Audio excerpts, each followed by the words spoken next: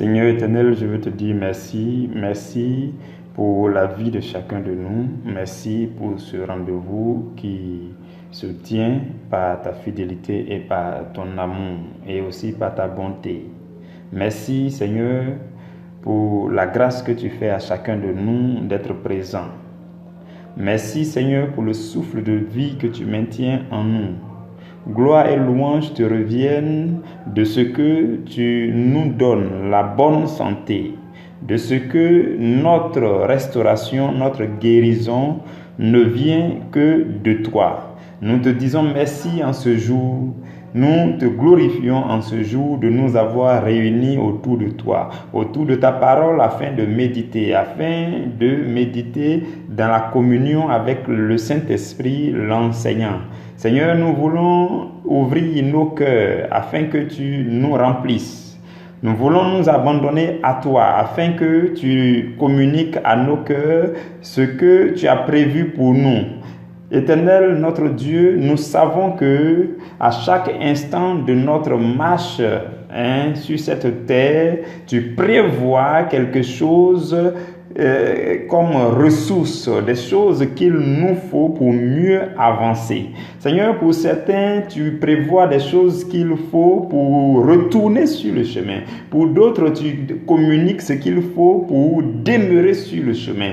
Mais nous sommes rassemblés devant ta face pour recevoir, Seigneur. Chacun est là pour recevoir. Nous avons besoin de toi. Nous te bénissons déjà, Seigneur, de ce que tu es tout arrangé pour que nous soyons présents à ce rendez-vous. Je veux te dire merci, Seigneur, pour mon frère, pour ma soeur, à l'endroit où chacun se trouve.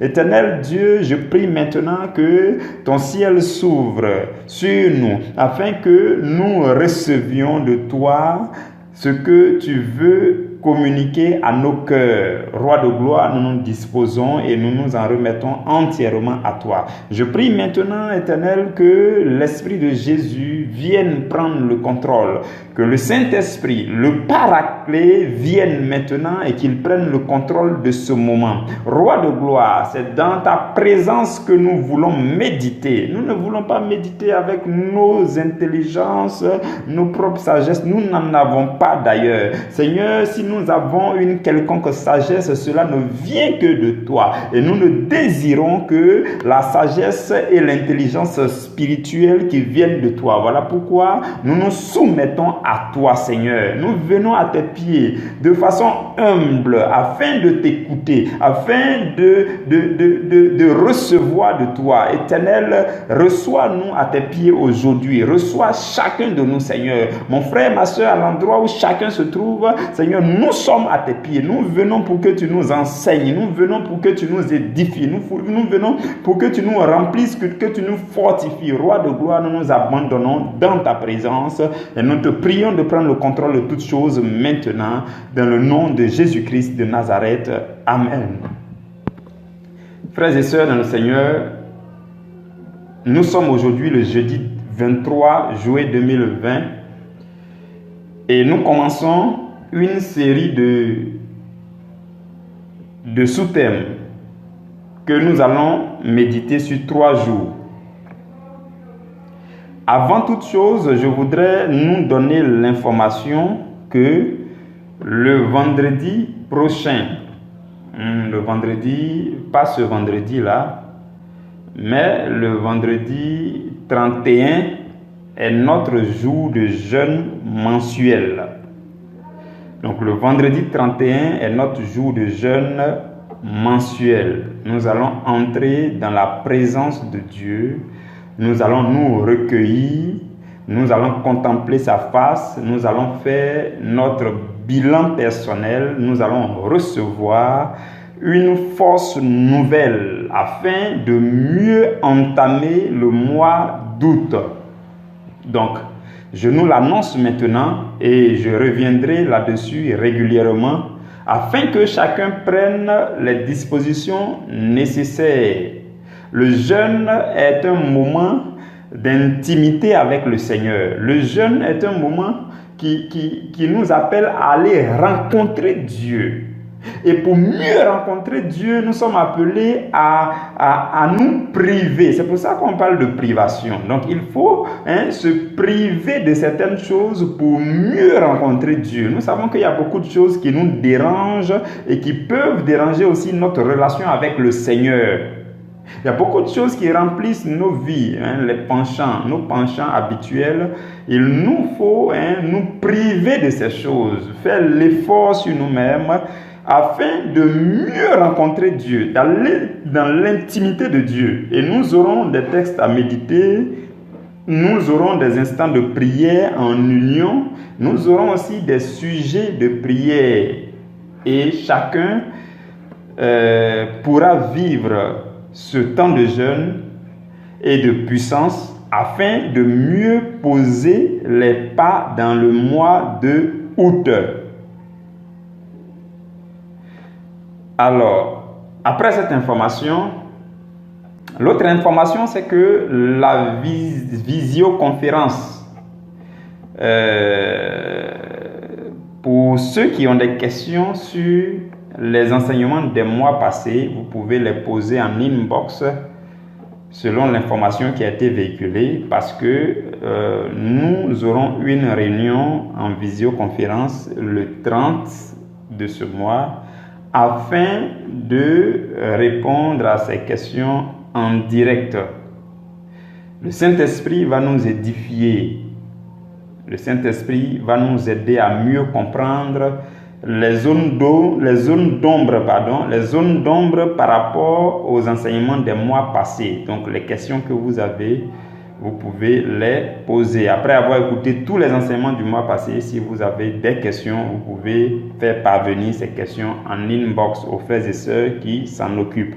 Et le 30 juillet, nous nous retrouvons pour une deuxième session de questions-réponses. Frères et sœurs dans le Seigneur, aujourd'hui, demain et après-demain, nous allons voir 14 manières de reconnaître que nous sommes parvenus à la maturité dans l'amour pour le prochain. Et lorsque nous parvenons à ce niveau de maturité, ce qui se passe, c'est que nous nous retrouvons dans une atmosphère dans laquelle Dieu peut faire notre promotion à n'importe quel moment. Ça dit que nous sommes comme qualifiés. Une fois dans cette atmosphère, nous sommes comme qualifiés pour que Dieu fasse notre promotion. Donc, par la suite d'une épreuve, lorsque vous vivez une épreuve, deux épreuves, plusieurs épreuves de la vie, et que vous avez triomphé, vous avez bien vécu ces épreuves, et ces épreuves ont laissé en vous des cicatrices, des cicatrices qui vous permettent d'être aguerris, d'être endurcis, d'être forgés. Quand il en est ainsi, vous êtes prêt à affronter toute forme de situation. Vous êtes aguerris, vous êtes les mieux placés pour donner les meilleurs conseils. Alors, on dit que vous êtes dans une atmosphère où désormais, tout ce qui vous est arrivé dans le passé ne vous fait plus peur parce que vous avez triomphé.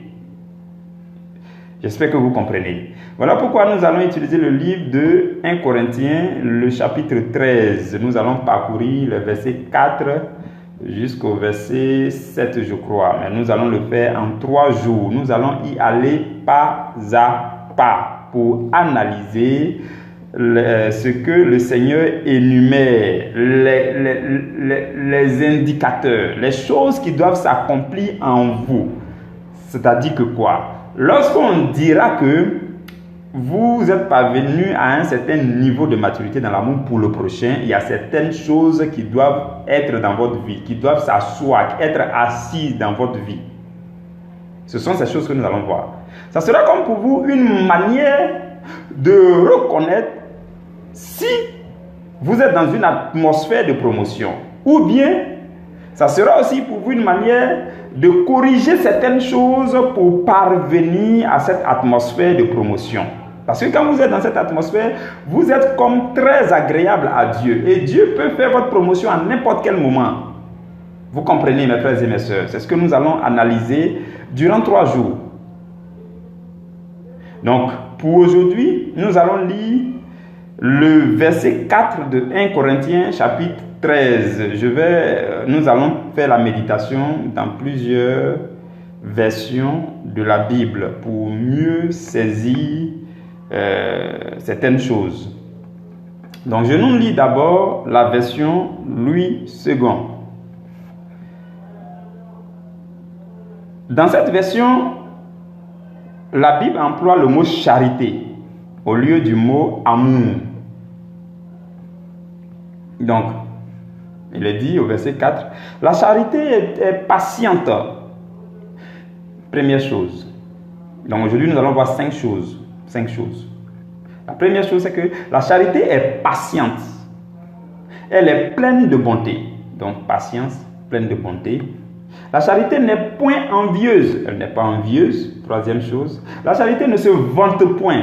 Elle ne se vante point. Quatrième chose. Et cinquième chose, c'est la charité ne s'enfle point d'orgueil.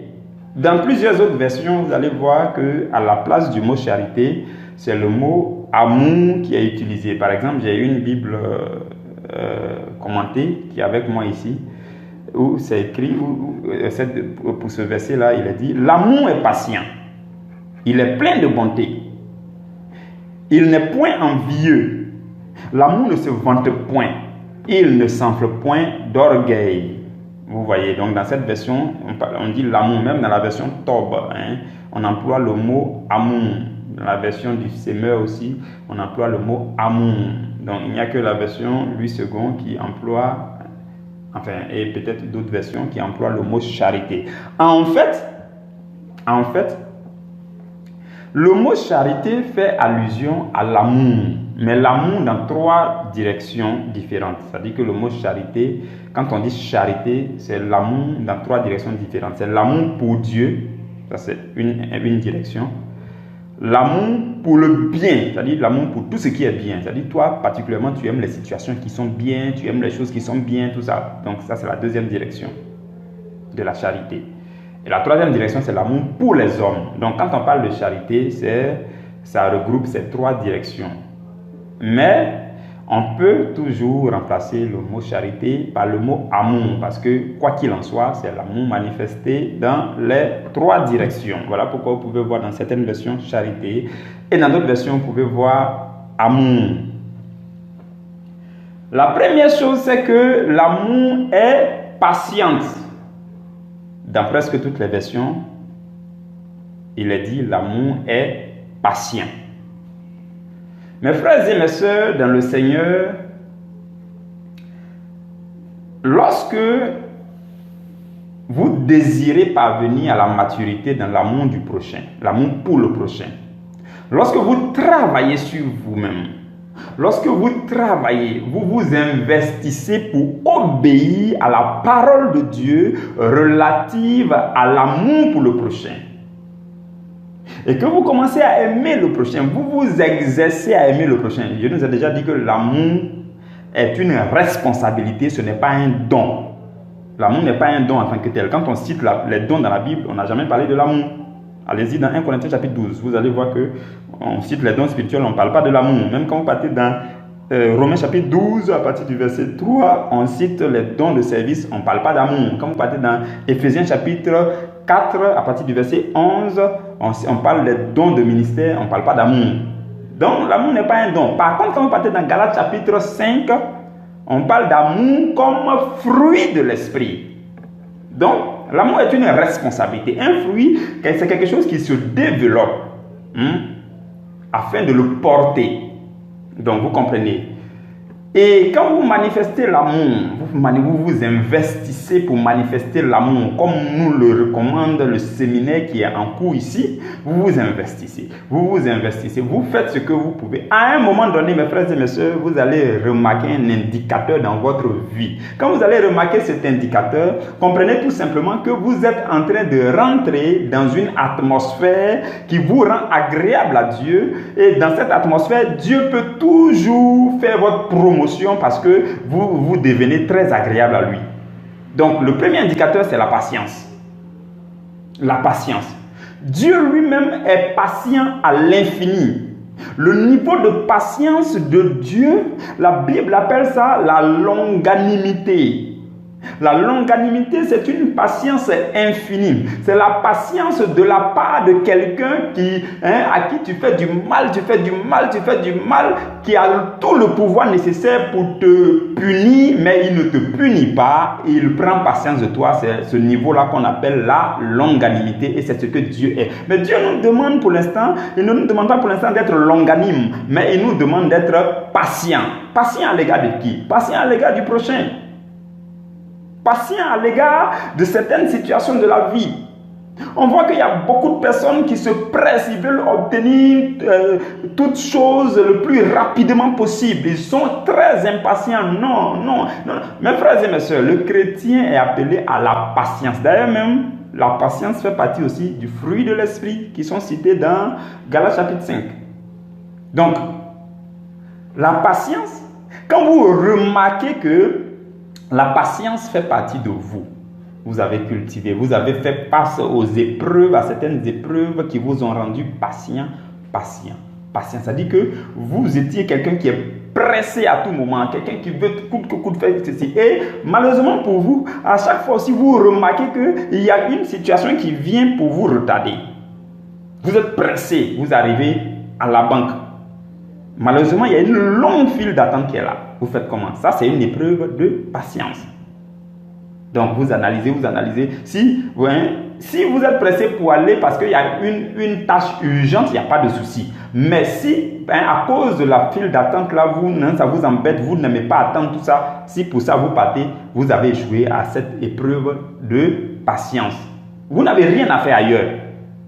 Alors que vous avez besoin d'argent, mais vous allez montrer à tout le monde que non, vous ne faites pas partie de ceux-là qui peuvent attendre, alors que d'autres attendent. Donc, ce sont des petites épreuves, vous voyez, ou bien encore vous êtes à bord de votre véhicule et puis vous êtes dans un embouteillage et vous ne vous maîtrisez pas, c'est vous qui roulez mal, vous passez à gauche, à droite, tout ça. Donc, tout ça, ce sont des petites épreuves de patience.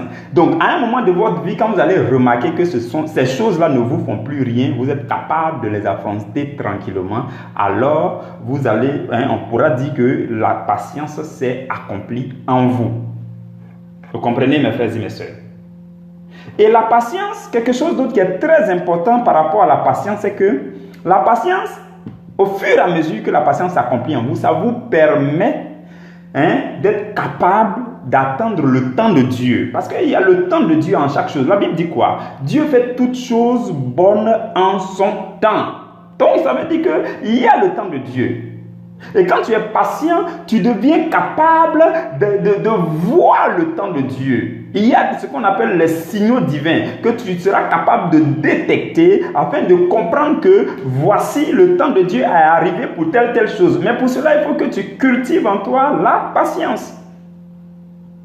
Et quand tu vois qu'à un moment donné, tu es un être patient, il y a certaines choses pour lesquelles avant tu te pressais, tu voulais avoir rapidement, mais maintenant tu te calmes et tu demandes à Dieu quel est ton temps, qu'est-ce que tu veux, Seigneur, ainsi de suite. Quand tu es patient comme ça, que la patience s'accomplit en toi, tu es en train de rentrer dans une atmosphère qui te rend agréable à Dieu. Deuxième chose, la Bible dit, l'amour est plein de bonté. Mes frères et mes sœurs, la bonté, dans d'autres versions, je pense que dans la version, permettez-moi de voir, dans la version Tob, non? Dans la version Tob, à la place de plein de bonté, on dit l'amour rend service, vous voyez. Donc, quand tu es plein de bonté, tu es apte à rendre service. Donc, il faut simplement regarder dans ta vie, est-ce que tu rends service facilement? Quand tu rends service facilement, c'est que la bonté est en train de s'accomplir en toi. Parce que la bonté, c'est quelque chose qui s'oppose au mal. Alors que Dieu est bon. Dieu, c'est la bonté. Satan, c'est le mal. Donc la bonté, dans d'autres versions encore, on parle de la douceur. À la place de la bonté, on parle de la douceur. Donc ça veut dire quoi? Quand la bonté s'accomplit en toi, tu deviens doux envers les autres. Et tu rends service aux autres. Je veux que vous reteniez ces deux choses par rapport à la bonté. Quand on dit que l'amour est plein de bonté, ça veut dire que tu es arrivé à ce stade où tu rends service facilement. Tu rends service. Tu es disposé à rendre service. Quand tu as quelque chose que quelqu'un demande, tu lui donnes avec beaucoup de sourire, beaucoup d'amour. C'est ça, la bonté. Et aussi avec beaucoup de douceur. Donc, être capable de rendre service dans la douceur. Quand vous le faites, vous êtes en train de manifester l'amour pour le prochain et cela vous introduit dans une atmosphère qui vous rend agréable à Dieu et Dieu peut faire votre promotion à n'importe quel moment parce qu'il voit que ces choses-là sont en train de s'accomplir en vous. Par la suite, la troisième chose, c'est que l'amour n'est pas envieux. Oui, l'amour n'est pas envieux. Mes frères et mes sœurs, je pense que c'est dans la version top. Dans la version top, il est dit que l'amour ne jalouse pas. C'est bien ça, hein, voilà. L'amour ne jalouse pas. L'amour n'est pas envieux. Quelqu'un qui envie les autres, c'est-à-dire que tu vois quelque chose sur l'autre et tout de suite tu veux avoir la même chose. C'est que tu es envieux. Et quand tu es envieux, laissez-moi vous dire quelque chose. Quand tu es envieux, c'est-à-dire à chaque fois que tu vois quelque chose chez l'autre, toi aussi tu veux avoir. Tu n'avais jamais pensé à ça, mais comme tu as vu chez l'autre, tu veux avoir ça tout de suite. Tu es envieux. Et quand tu es envieux, cela signifie que tu ne crois pas que ta part a été prévue par Dieu. Parce que Dieu a prévu une part pour chacun. Dieu a prévu ce qu'il te faut dans ta vie. Ce que Dieu a prévu pour toi là, ce n'est pas forcément ce qui est chez l'autre là. Donc, quand tu as vu chez l'autre, tu le félicites, tu lui dis bravo, vraiment c'est magnifique, tu l'apprécies, tu lui fais des compliments, c'est tout, ça s'arrête là. Tu n'as pas besoin de nourrir dans ton cœur que non, tu veux avoir la même chose. Et il peut arriver même que tu partes forcer pour avoir la même chose. Ça, quand tu le fais, tu es envieux. Et quand tu es envieux, ça veut dire tout simplement que tu ne crois pas en Dieu. Tu ne crois pas que Dieu a réservé la portion de chacun. Quand vous lisez le livre de Jean, au chapitre 3, le verset 27, les disciples de Jean-Baptiste sont allés et ils ont vu que Jésus et ses disciples étaient en train de baptiser à Hénon. Et ils sont venus dire à Jean-Baptiste, ils ont dit, mais celui que tu as baptisé dans le Jourdain, là, on l'a vu, lui aussi il est en train de baptiser, et puis tout le monde va vers lui. Regardez ce que Jean-Baptiste va dire dans Jean chapitre 3, verset 27. Jean-Baptiste prend la parole et puis dit, un homme ne peut recevoir que ce qui lui a été donné du ciel. Vous ne pouvez recevoir que ce qui vous sera donné du ciel. Dieu a prévu quelque chose pour chacun. La Bible dit quoi? Toute grâce excellente et tout don parfait descend tout droit du Père des Lumières. Donc, Dieu a prévu quelque chose pour vous. Quand vous allez arrêter d'envier les autres, Dieu va apporter pour vous. Et quand vous enviez les autres, cela signifie que vous ne croyez pas que votre part qui est chez Dieu là va venir jusqu'à vous. Alors que un homme, tout homme ne peut recevoir que ce qui lui a été donné, lui a été réservé venant du ciel. Vous comprenez mes frères et mes sœurs? Donc, quand vous remarquez que vous voyez des choses sur les gens, vous ne les enviez plus, non, ça ne vous dit pas grand-chose, vous les complimentez, hein, tout simplement vous les appréciez et puis vous passez votre chemin. Quand vous remarquez ces choses dans votre vie, ça veut dire que vous êtes en train d'entrer dans une atmosphère de promotion. Quand Dieu regarde, il voit que vous êtes agréable. Ça veut dire que vous croyez que pour vous ne viendra que de lui. La quatrième chose dont nous parle le verset, c'est que l'amour ne se vante point. Oui, l'amour ne va pas se vanter. Se vanter, ça veut dire quoi? Tu te fais valoir. Tu montres à tout le monde que c'est toi. C'est ça le fait de se vanter. Ou bien tu as réalisé quelque chose, tu vas tout faire pour que tout le monde sache que c'est toi qui as fait. Et celui qui se vante, on a l'impression qu'il attend toujours un merci de la part des autres. Il attend toujours qu'on le félicite. En fait, je ne dis pas qu'on ne doit pas se féliciter entre nous. C'est bon, mais c'est quelque chose qui doit venir seul. Ce n'est pas que tu dois avoir soif de félicitations. Non, comme j'ai fait ça, il faut qu'on parle de ça. Non, comme j'ai fait ça, il faut qu'on parle de moi. Il faut qu'on sache que c'est moi. Il faut qu'on sache que... Non. Quand tu fais ça, c'est comme si tu es en train de te taper la poitrine. C'est comme si tu es en train de te taper la poitrine. Il y a une version qui me plaît bien. Dans la version top, au verset 4 là, il a dit... L'amour ne plastronne pas. Plastronner là, il y a quelque chose qu'on appelle plastron. C'est quelque chose qu'on prend pour couvrir la poitrine. Donc, c'est comme si toi, tu te tapes la poitrine et puis tu dis non, voilà, c'est moi. Et dans une autre version, je ne sais plus si c'est la version Semeur, il y a une autre version qui dit l'amour ne se fait pas valoir. L'amour ne cherche pas à se faire valoir. C'est la version du Semeur. L'amour ne cherche pas à se faire valoir. Tu as fait quelque chose pour la gloire de Dieu. Il faut laisser les gens donner gloire à Dieu. Passe ton chemin. Tu l'as fait parce que Dieu t'a utilisé, c'est tout. N'importe qui aurait pu le faire comme toi. Vous comprenez, mes frères et mes sœurs? Ce sont ces choses qui vont accomplir parfaitement l'amour en nous. Pour que nous soyons agréables à Dieu. Parce que, regardez quelque chose. Celui qui se vante là, celui qui se vante lui-même, il ne parvient jamais à donner la gloire à Dieu. C'est-à-dire, il prend la gloire de Dieu là. C'est-à-dire, les gens veulent leur rendre gloire à Dieu, lui, il prend des morceaux de gloire là et puis il prend. Dieu, il ne partage pas sa gloire avec les hommes. Tu as fait quelque chose de très bien, inutile de montrer ta poitrine pour dire que c'est toi qui l'as fait, parce que c'est toi, parce que tu es intelligent, parce que tu es intelligente, c'est pour ça que tu l'as bien fait. Non, et non, et non, et non. La gloire doit monter vers Dieu. Ce n'est que Dieu qui t'a rendu capable de le faire. Donc, inutile de se vanter. Vous comprenez? Quand vous allez remarquer dans votre vie que vous faites des choses, des exploits à la gloire de Dieu, mais vous cherchez à passer inaperçu.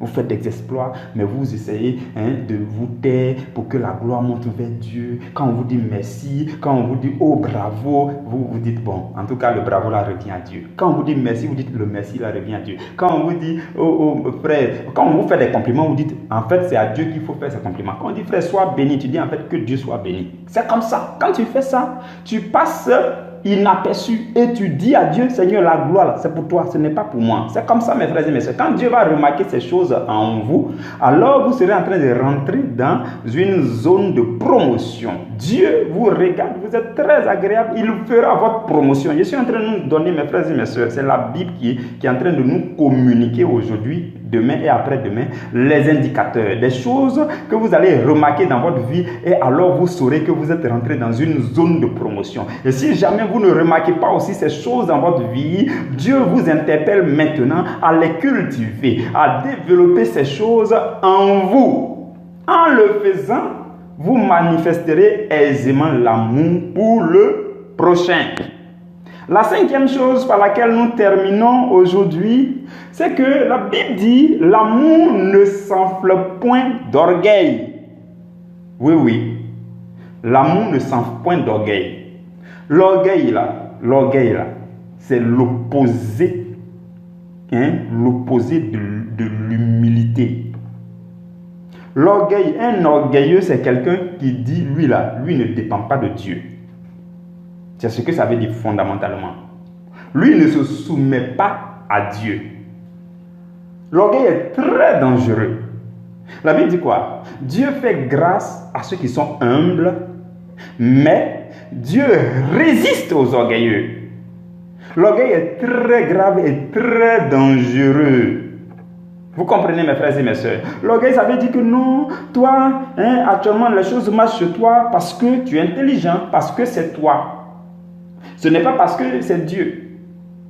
Quand on dit, oh non, quand tu il y en a, remarquez quelque chose, il y en a quand ils ont eu un succès phénoménal. C'est-à-dire qu'ils sont allés faire un examen, et puis eux-mêmes ils savent qu'ils ont travaillé, l'examen a marché. Quand on leur dit félicitations, gloire à Dieu, c'est Dieu qui t'a donné ce succès. Ils ont tendance à penser que, en fait, Dieu n'a pas été trop là, c'est lui-même qui était là. et puis ça réussit. Quand vous avez ce genre de pensée, ça veut dire que vous êtes orgueilleux. Ça veut dire tout simplement que vous êtes orgueilleux. Par contre, quand vous reconnaissez que tout ce qui arrive dans vos vies, c'est Dieu qui permet cela. C'est Dieu qui est l'auteur. C'est Dieu qui est à la base. Quand vous reconnaissez cela, l'humilité est en train de s'établir en vous tout simplement. Ça dit que dans cette partie-là, on aurait pu dire l'amour est humble. Vous voyez, on dit l'amour ne s'enfle pas d'orgueil. Non, on aurait pu dire aussi l'amour est humble. L'amour est humble. L'amour dit que je dépends totalement de Dieu. Je n'ai aucune sagesse personnelle. Si j'ai une sagesse, si j'ai une intelligence, cela ne vient que de Dieu. En le faisant, vous allez diffuser, frères et sœurs qui sont autour de vous, que vous, votre seul pilier, votre seul appui, c'est Dieu. C'est cela, le fait d'être humble. Et la Bible dit l'amour ne s'enfle point d'orgueil, même en matière de connaissance de la parole. Quand vous lisez le livre de 1 Corinthiens, au chapitre 8, dans le verset 1 à 2, la Bible dit la connaissance enfle. La connaissance enfle d'orgueil. Ça veut dire quoi? Quand vous connaissez, faites attention. C'est-à-dire que vous méditez la parole, vous méditez, c'est vous qui faites les meilleures exhortations, c'est vous qui faites souvent les meilleures prédications. Faites attention. Satan profite de tous les excès, même l'excès de connaissance. Il va venir maintenant te dire non, c'est toi le meilleur. C'est toi le meilleur prêcheur de la ville. C'est toi le meilleur exhortateur. Oh non, il faut qu'on t'appelle ceci. Oh oui, non, il faut qu'on te célèbre. On doit te rendre hommage parce que tu es le meilleur berger. Non, quand tu es en train de faire ça, c'est dangereux. La Bible dit, la connaissance enfle d'orgueil, mais c'est l'amour qui édifie. Donc, au lieu de... quand vous connaissez, faites attention. Quand vous méditez la parole, faites attention. Ça dit que si vous ne faites pas attention, à chaque fois, c'est vous qui allez... Vous allez parler en premier, vous allez toujours être là en train de parler. Faites attention. La connaissance même là, l'ennemi peut profiter de ça pour vous détourner. Parce qu'on dit, la connaissance enfle. Et ici, aujourd'hui, la Bible nous dit que l'amour ne s'enfle pas d'orgueil. Vous pouvez connaître, mais demeurer dans l'amour, demeurer dans l'humilité. Parce que la capacité que vous avez de voir et de découvrir les révélations de la parole ne vient pas de vous. C'est Dieu qui le permet. Dieu peut faire voir ces révélations à n'importe qui. Donc, le fait que vous voyez les révélations de la parole, ce n'est pas vous. Ça ne vient pas de vous. Donc, inutile de s'enorgueillir.